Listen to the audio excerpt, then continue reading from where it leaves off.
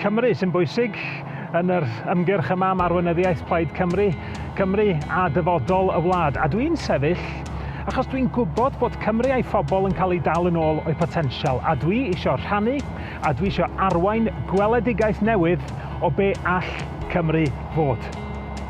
Dwi'n geni yn Nhon Teg, yn ardal Pontypridd, mi symudodd y teulu Feirionydd wedyn ni Ynys Môn.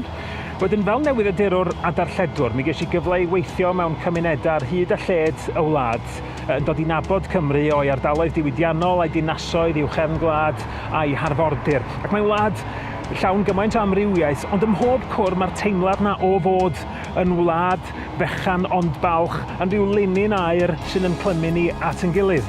A deud y gwir, mi allwn ni gystadlu efo unrhyw un am galon a balchder, ond dwi wedi cael llon bawl o fod ymhell ar ei hôl hi o ran yn llewyrch economaidd a'n methiant ni i daclo clodi. Felly gadwch i ni wneud rhywbeth am y peth. Os ydych chi'n barod amdani hi, ond mi fydd angen hyder o'r newydd yn be allwn ni i wneud. A fel arweinydd Plaid Cymru, dwi eisiau tanio'r gwaith yna o adeiladu'n cenedl ni.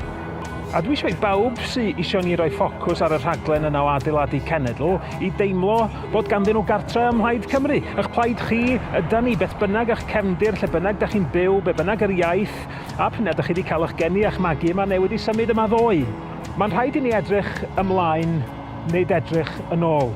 Bod yn glir am be allwn ni fod. Mi allwn ni fod gystal ag unrhyw wlad am safon addysg. Da ni wedi wneud o o'r blaen.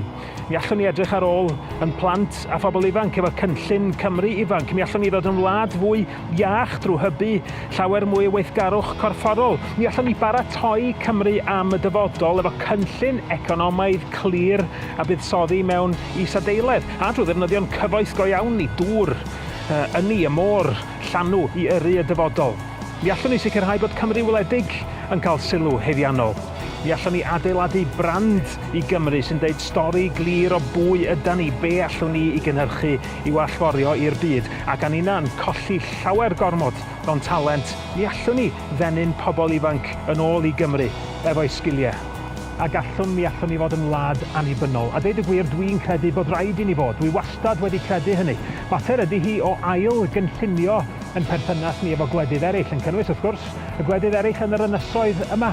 Mae'n rhaid i ni fod yn onest efo pobl ynglyn â'r heriau ac egluro y posibiliadau i'r rheini sydd ddim eto wedi cael i argyhoeddi. Nid codi muriad i hyn, ond codi cenedl a rhoi i ni'n hunain y gallu i lwyddo. Mi allwn ni greu y Gymru yna, dechrau credu hynny sydd ei angen. Mae Plaid Cymru'n credu hynny, dwi'n credu hynny. A mae rhaid i ni allu cyfathrebu y weledigaeth yna i bobl a mae'r wlad yma angen arweinyddiaeth. Dwi'n sefyll i fod yn arweinydd Plaid Cymru mwyn arwain Cymru, i ddyfodol, mwy cyfartal, mwy llewyrchus a mwy cyffroes. Felly cefnogwch yn ymgyrchu a gadwch i ni rannu y stori yna o be all Cymru fod.